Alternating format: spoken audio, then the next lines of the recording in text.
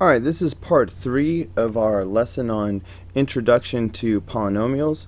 We've already done all of this great stuff, some polynomial terminology.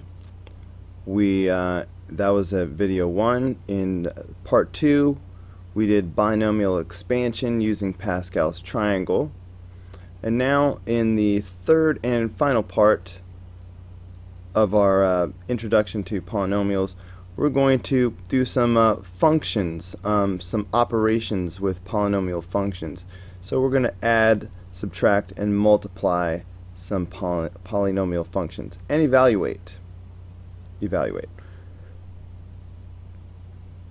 Alright, for number 11 we are supposed to do function g minus function f.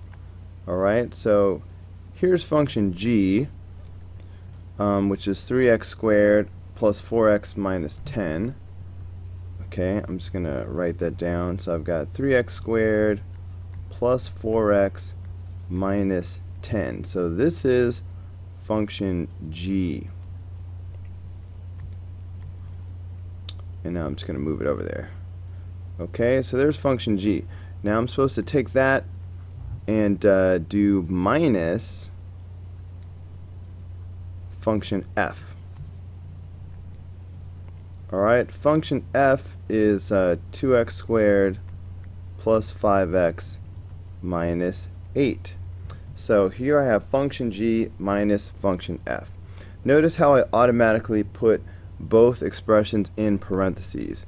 Yeah, anytime you're substituting for a variable or even an entire function, you should use parentheses to reflect the fact that this is a whole package. We're subtracting all of it.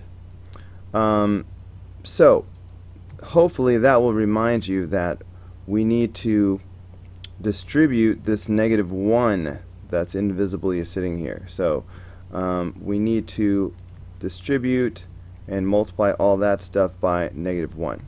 So that's going to give us negative 2x squared minus 5x plus 8. Alright, function g has a positive 1 in front of it, so it's not going to, even if you distribute it, nothing changes, so I still have 3x squared plus 4x minus 10. On to the like terms. So we see that 3x squared and negative 2x squared are like terms. So if you put those together, you get 1x squared, or simply x squared. Alright, next we have positive 4x and negative 5x are the like terms. Okay, it looks like the negatives win it by 1, so that's going to be negative 1x or simply negative x. Alright, finally we have the like terms of negative 10 and positive 8. Alright, in this case the negatives win it by 2. So we're going to have negative 2 for our constant term. So this would be function g minus function f. Okay, now let's take a look at number 12. When you see a number on the inside of the parentheses here, this means to evaluate. Alright, in other words, we're going to take the number 2 and substitute it for all the x's in function f and function g. Okay, so if I were you, I would sort of do this whole thing separately. Okay, so how do I want to set this up?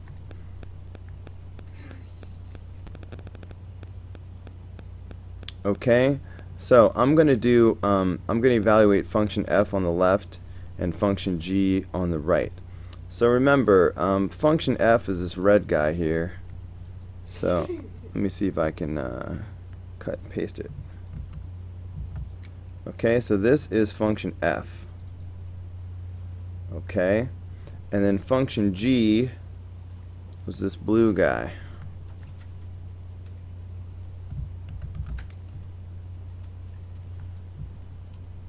Okay, so I have function f and I have function g. And I will be adding those, of course.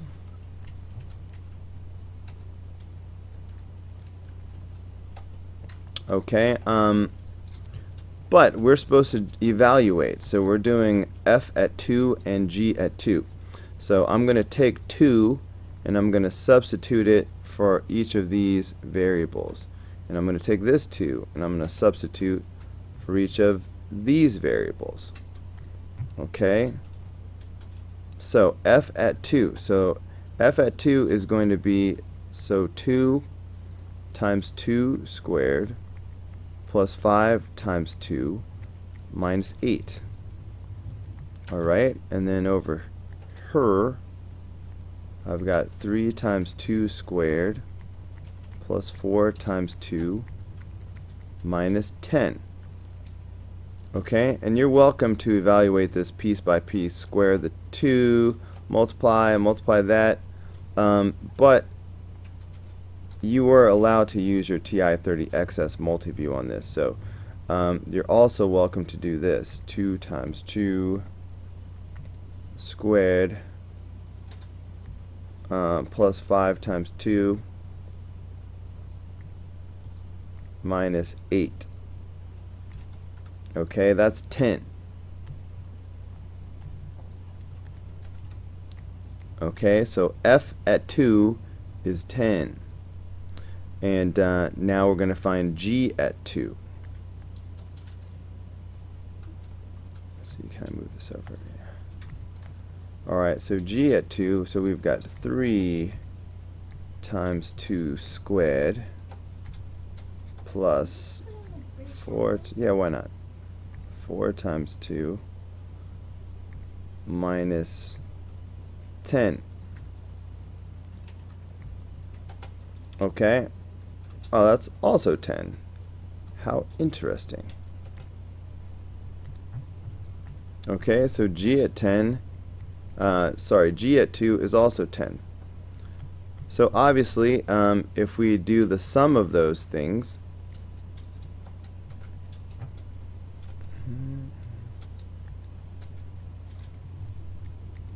that's going to be 20.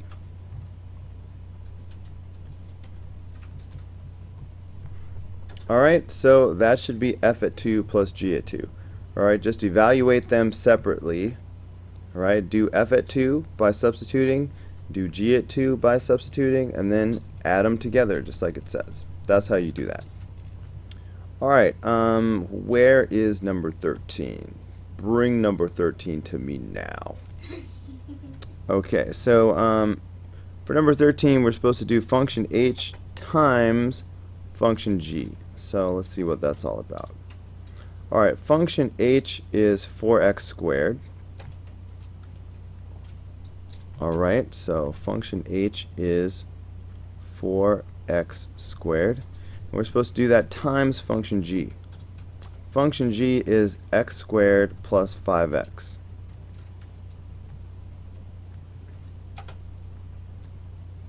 Alright, so x squared plus 5x. Yep, so this is function h times function g. So distributive property is what is about to happen right now. So if we do the distributive property, okay, and this is like 4 times 1, so that's just going to be 4. But then variable wise we have x squared times x squared. So that will be x to the 4th power. Now 4 times 5 is 20. And x squared times x is x to the 3rd power. So that would be our answer to number 13. Alright, for number 14 we have to do 3 times function g times function f. So there's my 3.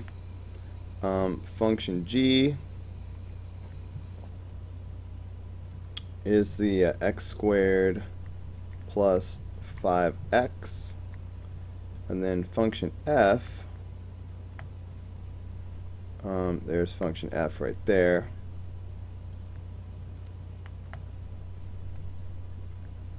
Okay.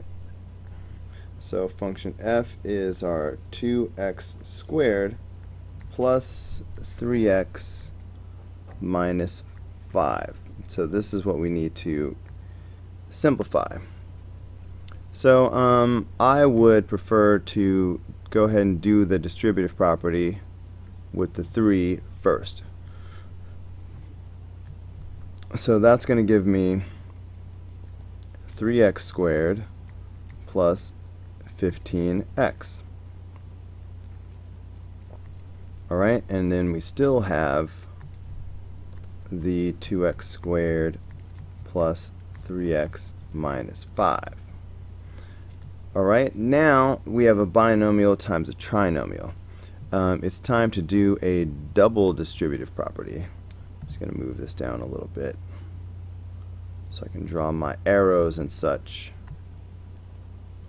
Okay, double distributive property. So I am going to start by taking alright, so I will do the 3x squared first, and I'm going to do that times everything.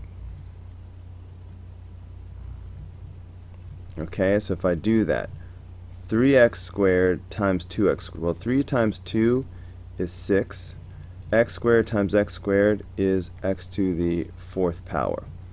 Now 3x squared times 3x. 3 times 3 is 9. X squared times x is x to the 3rd power. 3x squared times negative 5. 3 times negative 5 is negative 15. So that's negative 15x squared. Okay, then I'm going to distribute the 15x times everything. Alright, 15x times 2x squared. Well, 15 times 2 is 30. But x times x squared is x to the 3rd power. Notice how I went ahead and lined up my like terms. You should do the same. 15x times 3x. 15 times 3 is 45.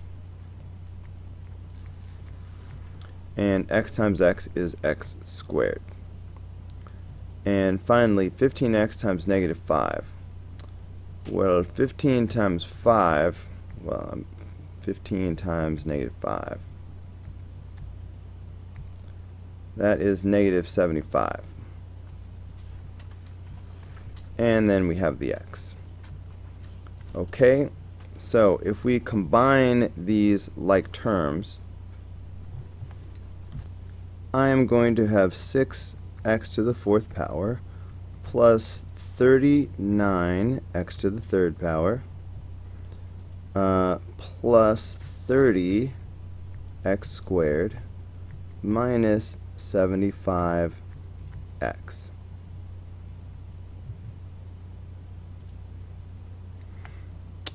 Alright, and that is the end of this lesson. Just zoom out to make sure I'm not missing anything. Okay, yep, that's it. We did it all. So I hope this video was helpful to you. If you got anything wrong on the quiz, please make sure that you understand what you did wrong and make sure you can do all of these problems right, because all this and more will be on the test. I will see you on the next video.